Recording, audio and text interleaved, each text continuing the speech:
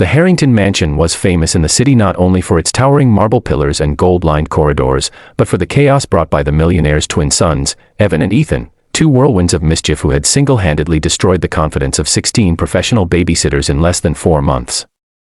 Mr. Alexander Harrington, a man known for ruthlessly conquering business empires, found himself defeated every evening by 2 7-year-olds who could turn a simple bedtime routine into a full-fledged hostage situation. They were brilliant, sharp-tongued, fearless, and angry at a world that had taken their mother too soon and at a father who drowned himself in work instead of mending their hearts. Babysitter after babysitter fled the mansion in tears, shoes missing, hair ruined, faces splattered with ketchup, syrup, or whatever the boys weaponized as protest that day. Mr. Harrington had nearly given up when Rosa Martinez arrived, a quiet maid from a humble background, polite, diligent, always keeping her head down as she dusted the chandeliers or folded expensive linen she could never afford. She had a daughter, Mia, a girl no older than the twins, kind-eyed and soft-spoken, who sometimes waited for her mother in the service hall after school. Mia was everything the twins were not: gentle, patient, and deeply empathetic. They first crossed paths by accident when Ethan tripped over a marble step and scraped his knee. Rosa panicked, fearing she'd be blamed simply for being nearby, but Mia walked up calmly, knelt, and placed a band-aid on his knee with the gentleness of a mother bird mending a broken wing. Ethan stared at her, stunned, not because of the band-aid, but because someone his age touched him without fear. It was the first softness he had felt in months. The boys didn't know it yet, but that small band-aid was about to change their entire world. Later that week, the boys' chaos reached a breaking point when their newest babysitter ran screaming from the mansion after the twins locked her in a closet filled with automated vacuum robots they had hacked to chase her like an army of tiny metal soldiers. Mr. Harrington held his head in his hands, feeling completely defeated. He needed to attend a crucial investors' dinner within an hour, but there was no sitter left in the city willing to step foot into the Harrington estate. He paced the living room, tie loosened, hair disheveled, something rare for a man so composed. Rosa quietly approached with trembling hands, offering to cancel her shift so he could attend his meeting. But Mia, standing behind her mother, looked at the stressed millionaire, then at the twins who were sulking on the stairs, and said softly, "I can watch them for a little while, if it's okay." Rosa nearly gasped, "Mia. Babysitting millionaire terrors? Impossible." But Mr. Harrington, desperate and out of options, knelt to Mia's level and asked, "Are you sure, sweetheart?" "They're a lot." Mia smiled shyly. "They just need someone to understand them." And for the first time in months, the boys didn't protest. Not a single word. They just stared at her like lost puppies who had accidentally found a familiar smell.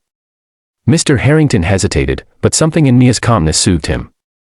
He left reluctantly, praying the mansion would still be standing when he returned. What happened next became the moment the mansion staff whispered about for weeks. The twins did not rebel. They did not scream. They did not break a single vase. Instead, they followed Mia into the playroom, unsure of why they felt compelled to behave. Mia didn't order them around like other babysitters. She sat cross-legged on the floor and gently asked, "Do you miss your mom?" And everything changed. Evan's chin trembled as he nodded, and Ethan's eyes filled with tears he quickly wiped away in embarrassment. For so long, they had felt unseen, unheard, misunderstood. But Mia wasn't afraid of their grief or their anger. She simply listened. And then she talked about her own life, about being raised by a hard-working single mother, about feeling lonely sometimes, about wishing she had someone to talk to. The twins sat quietly, absorbing her honesty like thirsty soil drinking the first rain of the season. 1 hour passed, then 2, then 3, and by the time Mr. Harrington returned, anxious and prepared to witness disaster, he instead froze in the doorway, shocked. The twins were sound asleep, curled on each side of Mia as she gently patted their hair, humming a lullaby her mother used to sing when life felt too heavy. Mr. Harrington stood there speechless, jaw open, unable to believe what he was seeing. These same boys had once launched spaghetti at his face during a family therapy session. Now they slept peacefully as if they had known safety all along. Rosa, standing behind him, covered her mouth as tears welled in her eyes, not from fear, but from pride. Somehow, her gentle daughter had accomplished what no professional caregiver, child psychologist, or behavior specialist could. She hadn't tamed the twins. She had understood them. Mr. Harrington watched Mia, amazed by her kindness, her warmth, her natural ability to soothe the two children he loved but could never reach. His heart softened as he whispered, "How did she do that?" And Rosa, voice trembling, replied, "Because Mia sees the world with love, sir. Even when it doesn't love her back." At that moment, Mr. Harrington realized something profound. Maybe what his sons needed wasn't discipline or strict routines or highly paid experts. Maybe they needed someone small, gentle, and kind. Someone like Mia. Someone who knew pain but still chose compassion. Someone who could heal wounds money could never touch. And little did he know, Mia's presence wouldn't just change the twins.